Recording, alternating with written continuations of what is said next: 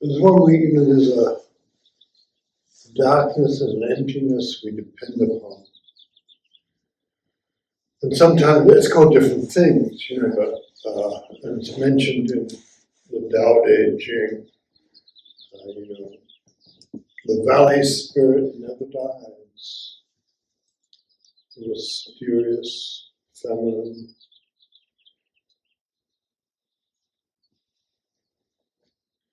And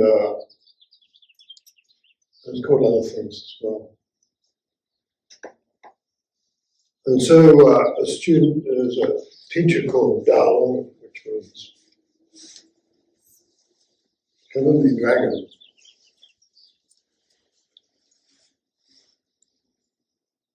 A bit like being called Jesus, heavenly dragon. And but that's his name, his official name. And what is the mysterious? And Dalong says, the breeze brings the water's voice close to my pillow. The breeze brings the water's voice close to my pillow. The moon carries a mountain shadow near my bed.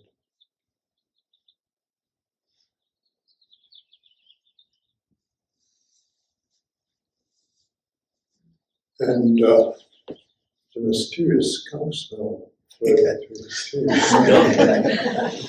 Mysterious appears in all dimensions.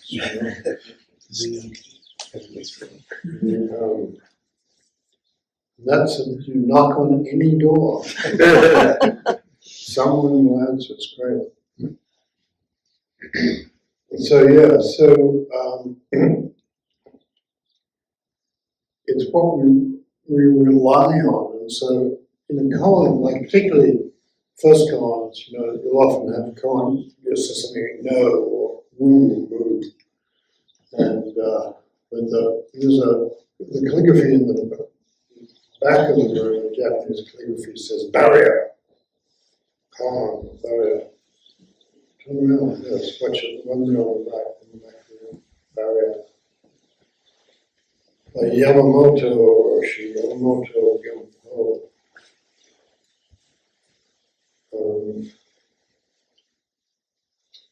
The breeze brings the water's voice close to my pillow. The moon carries the mountain shadow near my bed. You can feel how effortless the Tao is. And so I think one of the things we learn is to trust our own lives. You may think life does weird things to you, and you will be right. But it's your life. No one else can have it, no one else can taste it or touch it, or be flung around by it, and it's a marvelous thing.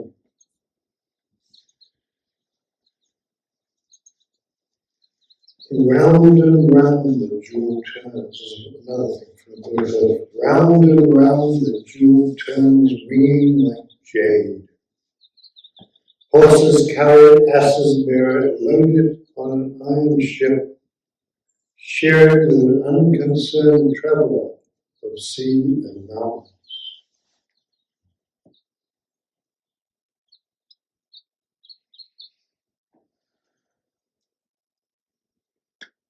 And the thing about the jewels reflecting relates to the mysterious, it's an image of the totality. Indra had a palace, he had a great net of jewels in front of him. Each jewel reflected every other one. There was a central jewel, but consistency is not necessarily in great images. But each jewel was every jewel.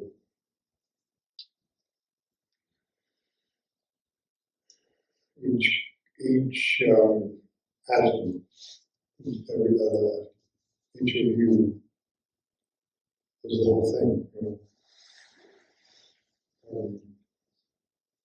So that's fair enough, nice to work. So, and so I think there's that thing that I don't know, all dread and fear is not trusting without, not trusting without. And, it's okay. But you can also enter through the fear, enter through whatever it is you're dreading or panicking about or enraged about. You can enter there. Got something to do with it, too.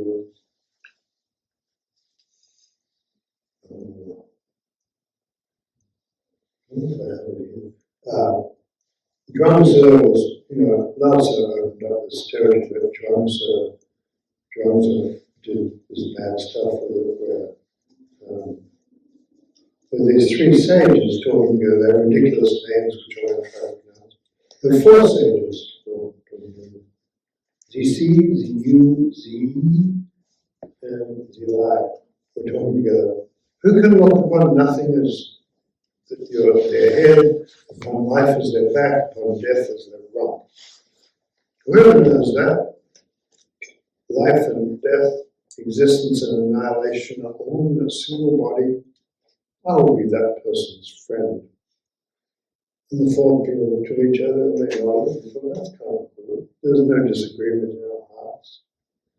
And then Matsun Ziyu fell ill, and Zisi went to sea. How remarkable to see the creator of things is making me into this hooked shape. A hump is thrust up from my back. My five viscera. Heart, lungs, liver, I don't know what the others are.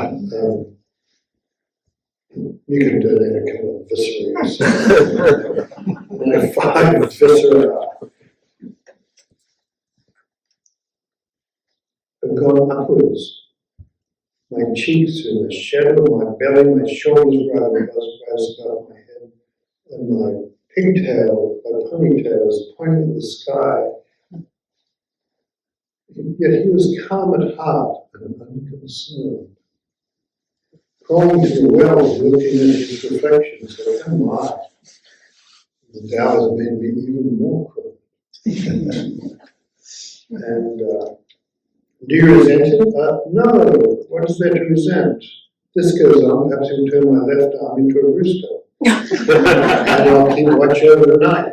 Perhaps he'll transform my right arm into a crossbow. And I'll shoot down an owl to roast. Perhaps he'll turn my butts into cartwheels. And I'll ascend to the sky, rolling on the wheels. And then my spirit is my horse. I received life because the season had come. I will lose it in the flow of time, content with the seasons and dwelling in the flow of time. Neither sorrow nor joy can rule me. In ancient times, this was called untying the bonds. There are those who cannot free themselves because they are bound by things. But that's the way it's always been. What would I have to resent? Suddenly, Zilai grew ill and lay gasping at the point of death. His family gathered round in a circle, wailing. Zili came to call. "Shoo!" he shouted, "Stand back. Don't disturb the process of the great transformation." Tibetans do that too. They fuss a lot when they're dying. Let them do it. And so he leaned against the doorway and spoke to Zilai. "How marvelous is the creator of change. What's going to happen to you next? Where will you be sent? You could be a rat's liver. What about a bug's arm?" And the great clod, he calls the mystery the great clod. The great clod burdens me with form, labors me with life, eases me in old age, rests me in death. So if I think well of my life for the same reason, I must think well of my death. We're still skilled smith casting metal. If the metal should leap up and say, "I insist on becoming the best quality warrior sword," the Smith would not want to use that metaphor. It's the same with me. Once I've taken on human form, I cannot say, now I won't be anything but a man, or a woman, nothing else. Heaven would surely regard me as an inauspicious creature. So now I think of heaven and earth as the great furnace and the Creator as a great smith. It's now a chemical process in the vessel, in the vase. And where could I be sent that would not be acceptable? My life complete, I will fall asleep, and suddenly I will wake up as a bug's owl. So, trusting your life is a big thing, isn't it? And if you look and think, oh, da da da, and you look and think, whatever, it doesn't matter what you look and think, you just notice, and then you oppose what you notice. It's interesting not to oppose it. Right? It's a marvelous thing.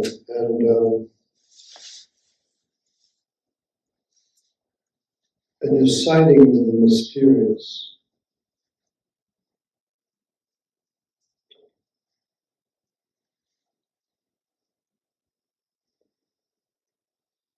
And life is full of the great Cohen study is full of those things. It says, you get these great things, wow, interesting things happen. And, enjoy yourself.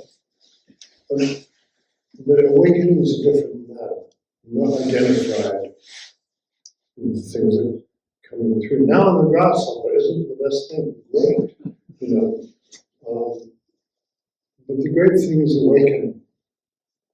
It's not a particular state of mind. It's not whether you're desperate to help someone. It's not whether you're desperate to help yourself. It's not whether you're selfish and get everything you want, grabbing it from other people. It's not of that. It's awakening, where you're free inside the transformation. The transformation is going to keep happening as far as I can notice, and as far as you can notice. The transformations will always be happening. And you can be free. And that's what it's called awakening. That's what the round and round the jewel turns, ringing like jade. And it's kind of impressive in a way, And then it's just a process, it's the dream going on.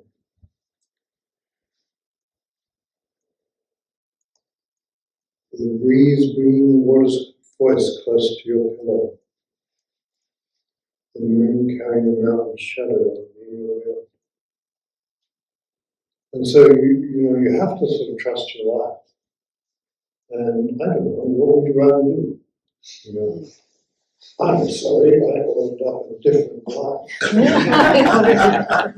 And I actually wanted to be a little bit more golden free, I think.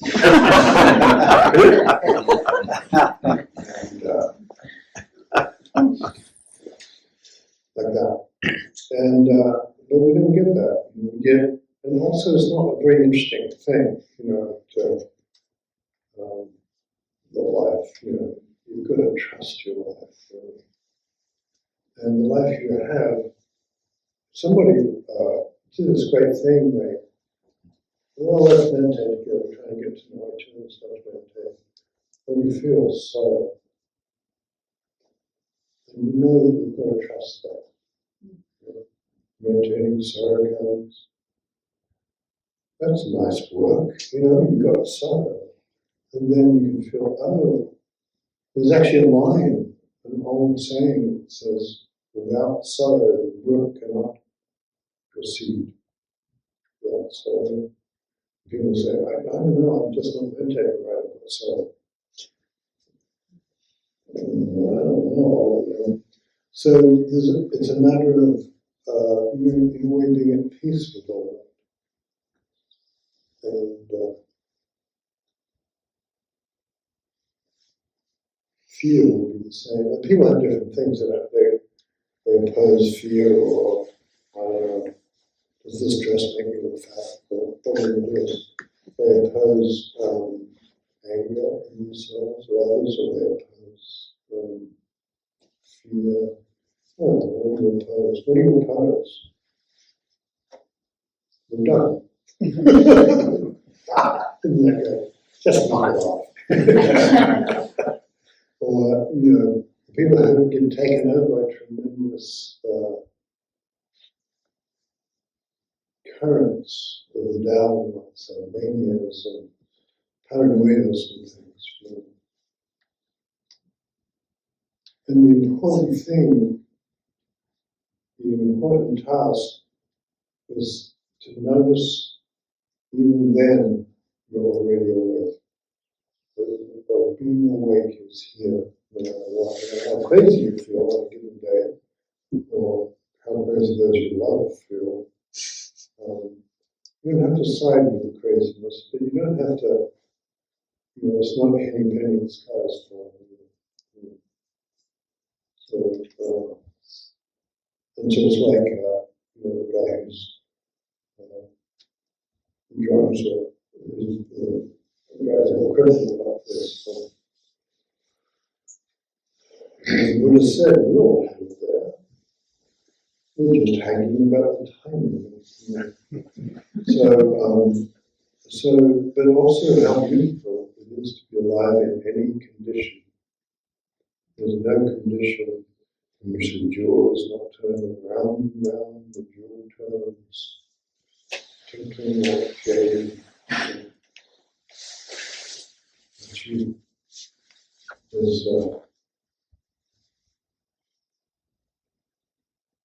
And you see, I think you can see it, right? It's called the atom of samadhi sometimes in some sutras. You enter the one atom, and then you merge as all atoms. So you enter your one condition, and you merge as all conditions. I remember when I was really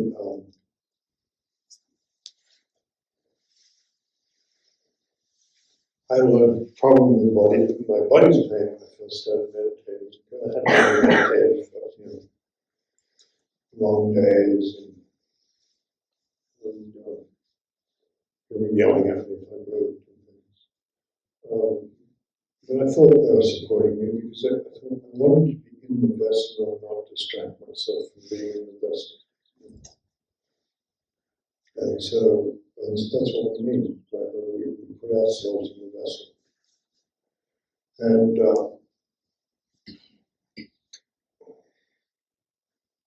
And so I wanted that. And it was painful. It hurt a lot. It never occurred to me that actually you would do all the yoga, you would sort of hurt all that. And do yoga, there's nothing girls do. Any I didn't know. But you can't start having a clue. Like you can't start with that. In fact, you can't even end it. As they say, not knowing is the most intimate. That's the mysterious. The mysterious comes when the sound of the water comes close to my pillow. That's not knowing. Not knowing. And so, I don't know, I thought I got pretty good at meditation. I didn't think that, but I thought good enough to get it right. Let's not be perfectionist about this. And so, but I can feel, you can start to feel something takes you over and you get carried by that. And the Tao is carrying you.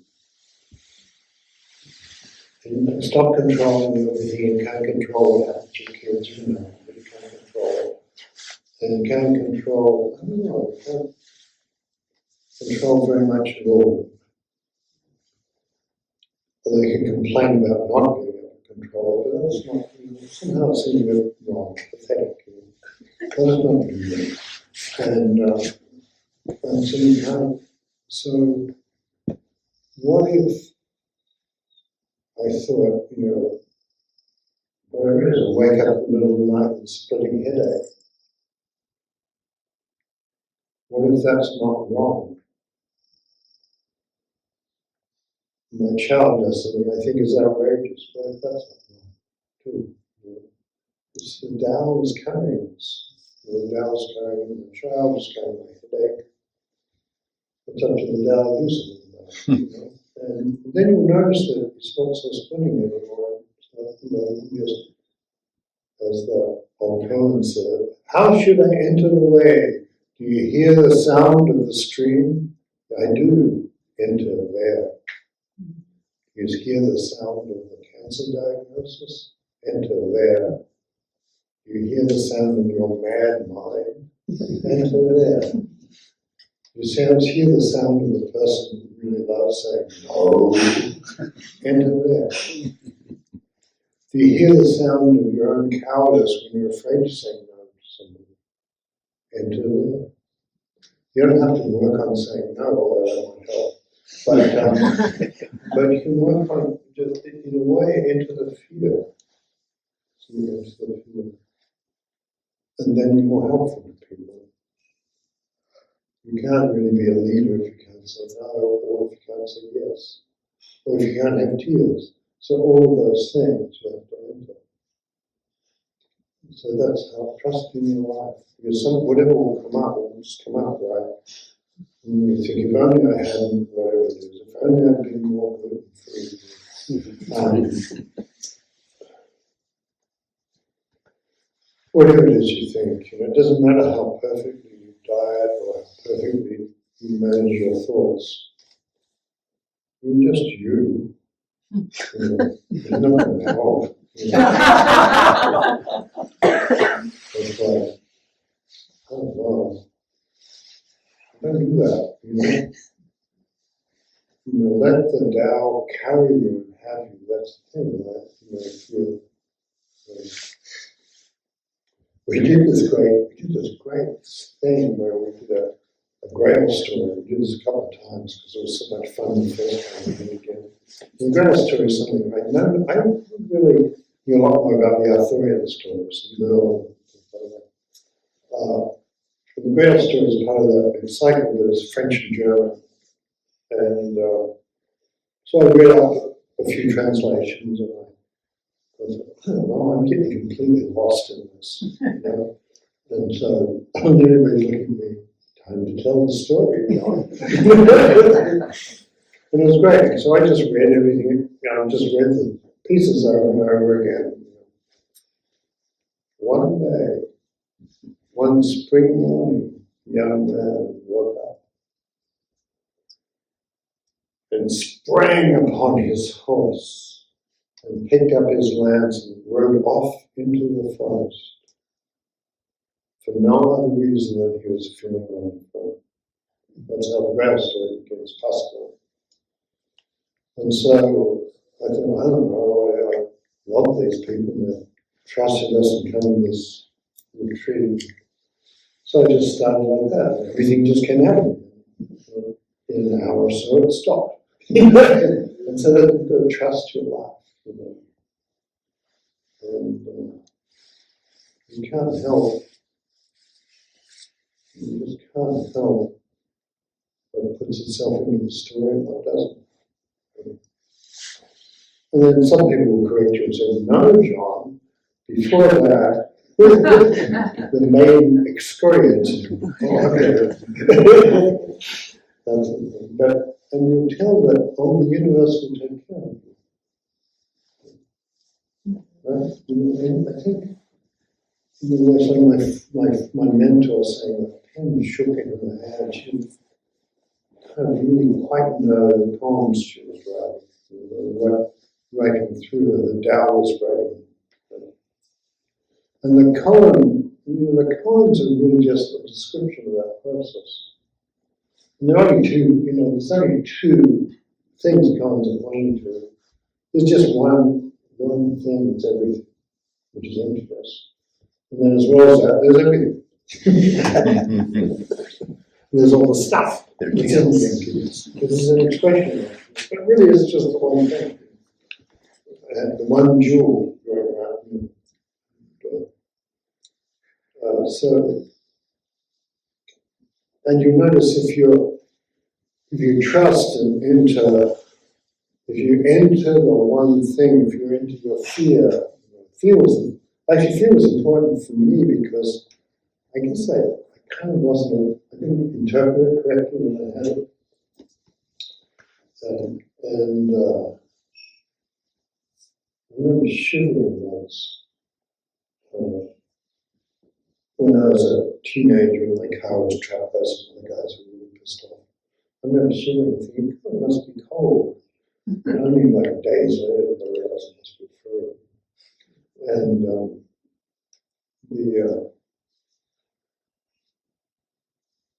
and when I just kept thinking, I felt like I'm on the verge of waking up. I could feel it, and I was meditating, and I would forget to go to the meditation and the else and stuff. I just sit through, and everything seemed to be getting clearer and clearer. But there was something. Now I kept doing this funny dreamscape thing where I was standing on a cliff and I had to just suddenly be at the bottom of the cliff and jump off the cliff. Just jump from the top of the 100-foot pole like that. Come on. I don't know. I don't know what was going on, right? So, okay, jump. And I couldn't from the dream. And the dream was a waking dream. I thought, don't concentrate on that. Do your calm. Back to your calm. And I didn't know what it was filling the universe actually calm. And then, I don't know, what was so, what's stopping it? And then, it's fear. I don't want to jump off that cliff. I don't want to give up everything I am, everything I think about myself, everyone I know, or my opinion about things. Actually, if you give it all up, you have it all back. But you can't believe that. You can't do that with your fingers crossed. You have to just give everything up. Give up your you. And then you don't really want it back anyway, but maybe you end up getting it from yourself, scrabbling for yourself. But and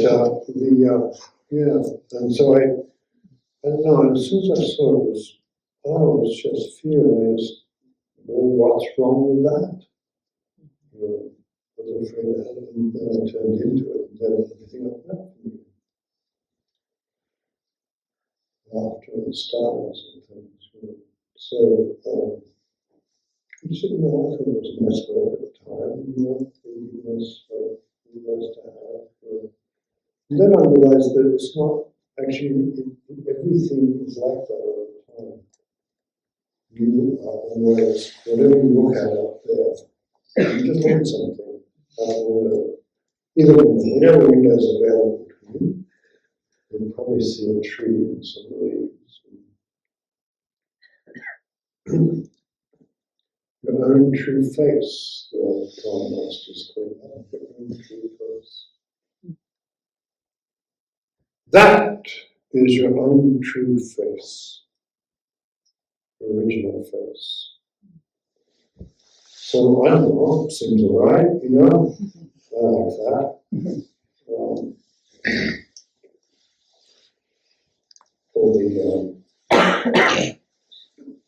That comment about reaching behind you.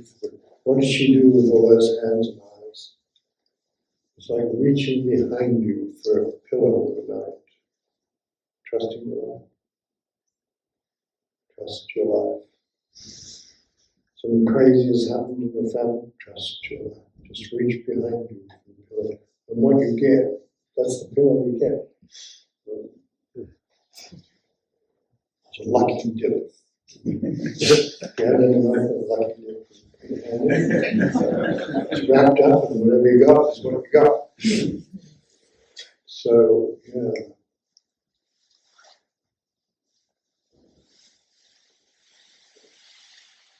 the net of jewels hanging down in patterns, reflections upon reflections.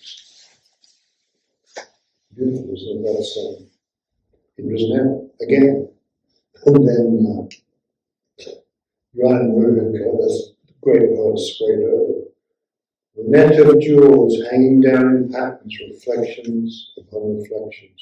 And that's the koan of which you have. The net of jewels hanging down in patterns, reflections upon reflections. Think about the room. You see the reflections. You may think you're not very appealing, but then I have to be you. So it's much easier if you think, hey, I'm great.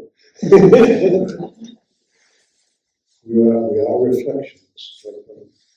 And then Great Wan Wu, who was a guy who lived in Sichuan, cliff, and he said, and those great Shui does, the net of jewels hanging down in patterns, reflections upon reflections. And Wan Wu says, so great Shui does doing this kind of thing.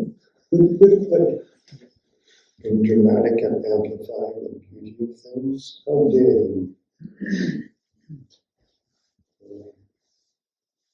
Here's Xu Yan, the great Chinese teacher of the 19th and 20th centuries. You've traveled up 10,000 steps in search of the Dalong. So many long days in the archives, copying. Lao Tzu was an archivist by tradition. So many days in the archives, copying, the gravity of the tongue and the profundity of the song. They make heavy baggage. Here I picked you some wildflowers. Their meaning is the same, but they're a lot easier to carry than the pilgrimage. That's sweet. He's not just saying there's something wrong with looking into it or studying it or any of that. He's saying it's already here. You already have it. We already have it, and that's the hard thing to notice again. Must be here somewhere. Who has it? So who has it? Tim Watts has it, I know. Razor poor. It's true, but the weird thing is there's nothing vain about this. It's true, if you have it. It's just true. And it's kind of amazing, shocking. That's the most shocking thing. The nobility, the eternity of your true nature. So, there you go, that's what we're stuck with. So, I don't know, is it a time to take questions, comments, objections to reality? What do you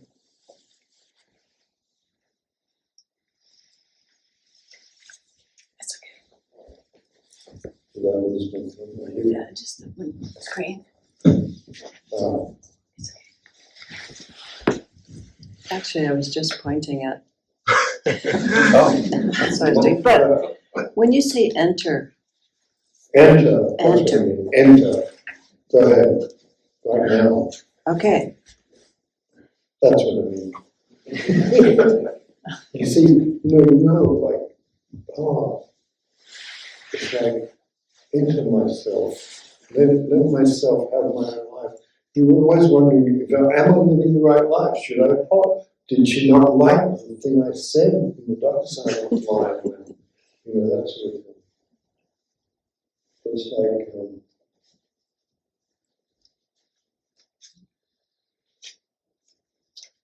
a kind of talk show host asked me about this, about how sensitive you have to be. I said, ask me if I can. So the interview did not actually go that well. But it wasn't spiritual, so that was the doubt too. That was that sort of, in a way, if you're just accurate, the Tao carries you. If you're honorable in that way, honest, I suppose you want to say, but it's not harshly honest. It's just like, if you offended somebody in an interview line, well, you might have been behaving appallingly, but it's gone. You'll never get it back, you'll never undo it. And the person in the interview line you offended is not to get. And also, they're too busy thinking about what they offended. People worrying about themselves, not about you. So there's something nice there. You know, it can be done. This can be done. This is a noble path. And the only thing it requires is you. Nobody else can do this. It's kind of marvelous, don't you think? This is a team I cannot not get picked for. It's a scholarship you always get to be walking the great path as you.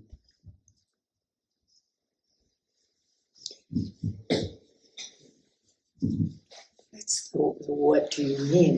What do you mean by accurate? So a couple of people are doing this great thing of like,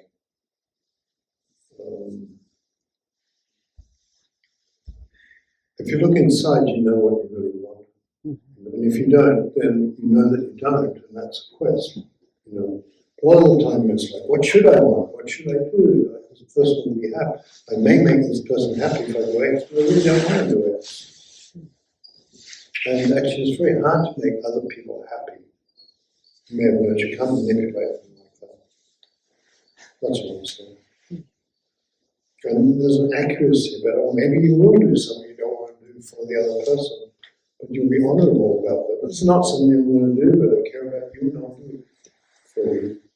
But I'm not going to make my life like that. That's good. You know, humans, we get a lot of fudging. So, I feel really sad, but I'm not supposed to because I'm a Zen student, so I pretend I'm not. You know. That's what I mean by accuracy. Let the tears flow if that's the case. Tears are noble. Anything human. You know, it's a real thing. To be human is a great thing. To appear on this earth as a woman or a man or whatever else you can be, you know, as a horse for that matter. It's a noble thing. Not to be missed. Not to be disapproved of. Well, I think, you know, what do you think? Let's not disapprove of ending. Let's approve of doing sitting together. You know, sitting. The magical thing, the mysterious. The sound of the leaves comes close to my pillow. Round and round the jewel turns, tinkling, ringing like jade. Okay.